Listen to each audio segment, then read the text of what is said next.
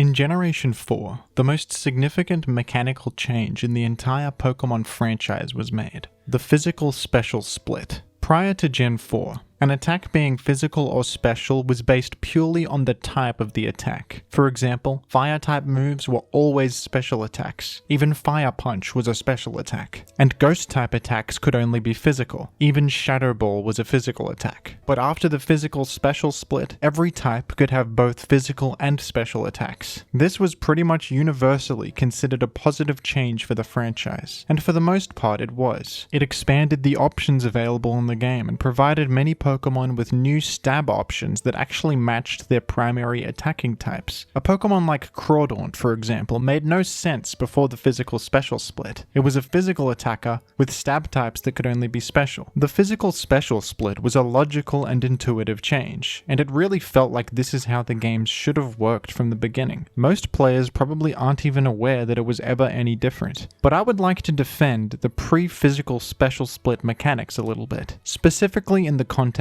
of my personal favorite competitive Pokemon metagame of all time, Generation 3 OU. A lot of people, when introduced to Gen 3 OU for the first time, will have the immediate question: how can you play a Pokemon game without the physical special split? And players will completely dismiss the format as a result of this, which I think is unfortunate. There are many more factors that make Gen 3 OU my favorite metagame, and I don't believe that the physical special split was a negative thing, but there's this idea that having no physical special split makes a metagame inherently flawed in some way, which is not the case at all. It's simply a different system with a different set of options available. Let's take a look at why the physical special split was not without its downsides. But first, remember to like this video and subscribe to the channel in order to shield yourself from the all-new future paradox form of Spoink, Iron Fellow, who has been causing havoc in the Pokemon community recently, and is considered very dangerous. 62.1% of you watching right now are not subscribed and are putting yourselves at risk. Thank you. The physical special split is praised for introducing new options to the game. Dragon types could finally use physical stab moves, like the newly buffed move Outrage. Gyarados could now use Waterfall as a physical stab option. However, many options were also lost in the transition. Prior to the physical special split, Hidden Power could be a physical attack based on what type it was, giving many Pokemon unique coverage options that don't exist in later games. Shadow Ball was a physical ghost coverage option on certain Pokemon, and perhaps the most noteworthy examples were the Elemental Punches. In Gen 3 OU, all of the Elemental Punches were special attacks, and provided useful coverage to many Pokemon. Gengar and Jirachi used Ice Punch and Fire Punch for coverage frequently, but when the physical special split happened, these special attacking coverage options were now made into physical moves, and the Pokemon that used them as special attacks weren't given new equivalent special attacking moves to make up for these lost options. They just lost those options. Something that's important to keep in mind is that competitive singles is not an aspect of the game that Game Freak considers very much when making design decisions. Honestly, a Pokemon metagame being good or bad from generation to generation largely comes down to random chance. It comes down to whether the Pokemon that rise to the top of competitive viability are fun to use or not, and whether that metagame that develops is balanced. These metagames aren't controlled with any specific intention by Game Freak, and that's something that I think is important to understand when thinking about the physical special split in the context of competitive singles. When they made this mechanical change, the main reason was probably to make the gameplay experience more intuitive for casual players, and they didn't really consider important options that would be lost in the process of making this change. If they had an awareness of how certain Pokemon were used in Gen 3, and saw that Gengar commonly used Ice Punch and Fire Punch, for example, they could have provided Gengar with equivalent Ice and Fire special attacks to make up for the options that would be lost in the transition to the physical special split, but they didn't do that. And it's interesting because the addition of a special attacking ghost move to Gengar's moveset, which many people consider to be a positive, natural, and intuitive change, actually made it a less interesting Pokemon with less set variety. In Gen 3, Gengar is a beautiful Pokemon. Despite Gen 3 seemingly having less options than so many other Pokemon formats, Gengar is more versatile and sees more variety in its sets in Gen 3 than it does in any other format. One part of this is because it has access to Ice Punch and Fire Punch. Although Hidden Power can still be used for Ice and Fire coverage in later generations, you can only choose one type for Hidden Power. In Gen 3, you can, for example, use Ice Punch, Fire Punch, and Hidden Power Grass for more coverage than you can possibly achieve in later generations. But I think another reason that Gengar sees so much variety in Gen 3 is because it doesn't have special Shadow Ball. There's this idea I see a lot, that the most important thing for a Pokemon to have is stab options, and you see it a lot in modern Pokemon design. Offensive threats that just use stab moves and pretty much nothing else, like Chien Pao and Chi-Yu. Many players refuse to play Gen 3 because Gengar can't use Shadow Ball, which seems completely unintuitive and foreign to them. But why does Gengar need to use Shadow Ball? Would that necessarily be better for the metagame? Gengar does not need this extra option to increase its power level. It's a top tier Pokemon in Gen 3, and it doesn't use either of its stab types at all on its best sets. I spoke about a similar thing in my Dragapult video, about how limitations can make a Pokemon more interesting in some scenarios.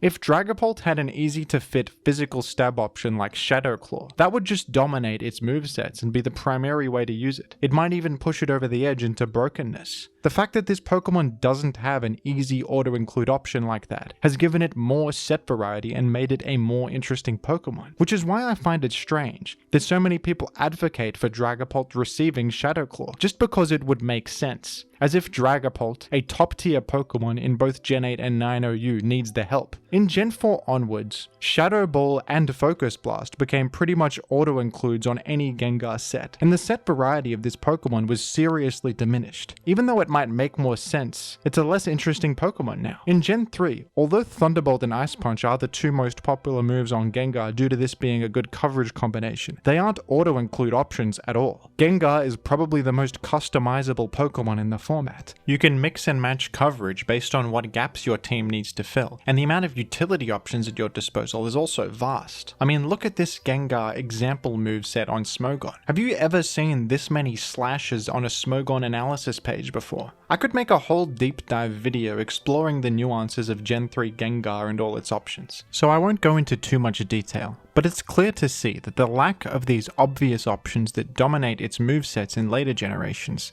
has led to this Pokemon seeing more variety in its movesets in Gen 3. Something that the physical special split did is gear Pokemon more towards just using stab, which in some instances simplified the game and ended up making Pokemon like Gengar and Salamence less varied. I think another good example of this is with Pursuit. In Gen 3, Pursuit was a special move. Tyranitar was the best Pursuit user, and to be able to use Pursuit effectively, Tyranitar had to invest all of its EVs into special attack. In Gen 4 onwards, Pursuit was now a physical move, so instead of needing to use Tyranitar's weaker special attack stat to be able to trap ghosts, you could use its massive physical attack. There was much less commitment associated with using Pursuit now, and it went from a common but team-dependent and slightly lesser used option on Tyranitar to by far its most commonly used move. Since Pursuit is weaker in Gen 3 and it's more of a commitment to use, it tends to have teams built around it, teammates that appreciate Gengar being eliminated, like Rapid Spinners and fighting types. So if your opponent reveals a Forretress, for example, you can now infer that it's more likely they have a Pursuit Tyranitar on their team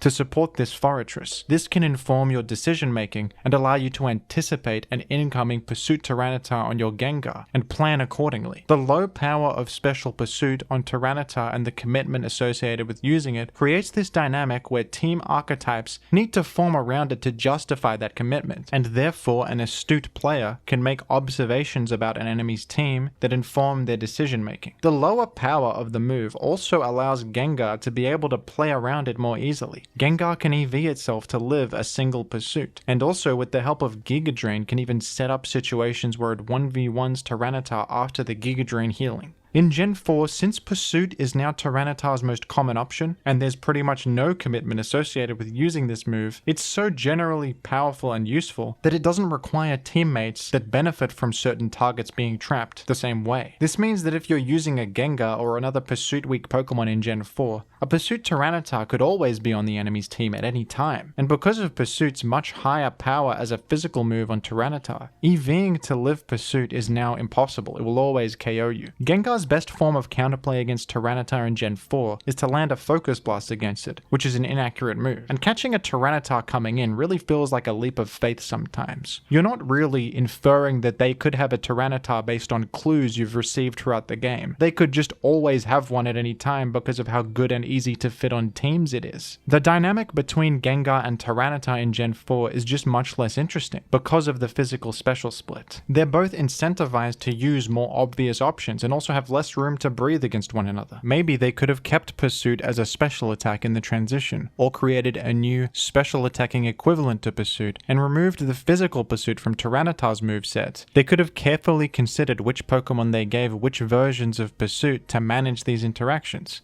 But they didn't. The physical special split led to this massive change in the dynamics of the game that they clearly didn't consider, which I think is an example of the physical special split not being a strictly positive thing that improved the competitive experience. I'd like to clarify that I don't think the physical special split was bad, and there are plenty of metagames I enjoy post-physical special split. I'm just opposed to this idea that the physical special split was this strictly positive thing in the context of competitive singles with no downsides at all. Many players fixate on the fact that certain Pokemon in Generation 3 and prior have primary attacking stats that don't match their stabs, and this is obviously a bit of a design flaw. But there's many more things to consider when judging a mechanical system, like the physical special split and the impact it has on competitive singles metagames. And this is also a franchise full of design flaws and arbitrary systems. If Alakazam is a special attacker, why does it even have Thunder Punch and Ice Punch in its moveset? These are completely useless moves for it that make no sense on the Pokemon, that are never used in any serious context. The introduction of Stealth Rock in Gen 4 arbitrarily made every single Pokemon weak to Rock far worse. Why were specifically Rock-weak Pokemon punished so much? Why do we have Burn, a status move that halves attack, but not another status move that halves special attack to balance things out? Why don't we have an ability in the game that is equivalent to Intimidate, but lowers special attack instead of attack? Why doesn't Dragapult get Shadow Claw when its highest offensive stat is attack, and it also has claws? My answer to all of these questions is simple.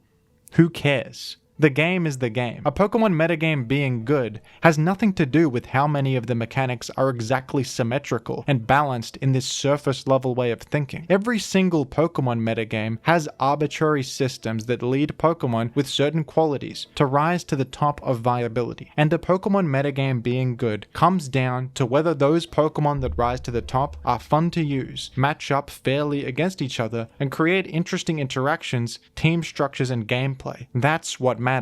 A Pokemon like Gen 3 Gengar that is top tier, incredibly versatile and interesting, despite having zero viable stab options, should serve as a lesson to Game Freak and how they design their Pokemon. What do you think of the physical special split? What is your favorite generation of OU? And what would you like me to talk about next? Let me know down below in the comments. And thank you for watching. This video topic was requested by Tier 3 patron DKKoba. Thank you for the support, and thank you to the rest of the patrons as well. Become a Tier 3 patron to request a video about any Pokemon related topic you like.